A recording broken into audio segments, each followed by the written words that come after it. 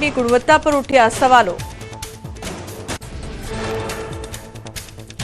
ગીર સોમનાથના ધામડેજ ગામમાં પાણીની સમસ્યાને લઈને વિરોધ। અનેક રજૂઆત છતાં પીવાનું પાણી પણ ન મળતા લોકોમાં આક્રોશ।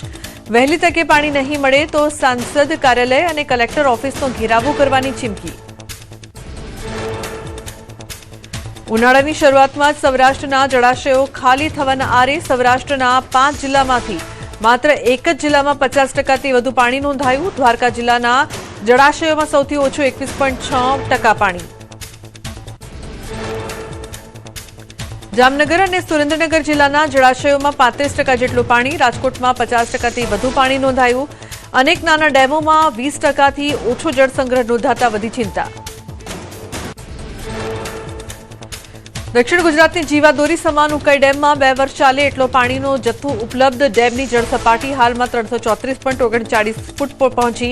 ગત વર્ષની સરખામણીએ 3% વધારે પાણી। ખેડૂતો ઉદ્યોગકારોને નહીં વર્તાય પાણીની તંગી। કાશ્મીર ખીણમાં હવામાનમાં પલટો। કુપવાડાના સરહદી અને ઉપરના ભાગોમાં નવેસરથી હિમવર્ષા। કરના, કેરન અને માછિલ વિસ્તારોમાં હિમવર્ષા બાદ વધુ તીવ્ર બની ઠંડી। હિમવર્ષા બાદ તંત્ર એક્શનમાં। રસ્તા પરથી બરફ હટાવવા મશીનો સક્રિય કરાયા। જનજીવન ખોરવાય નહીં તે માટે સંબંધિત વિભાગોએ પૂર્વવત કર્યા રસ્તાઓ।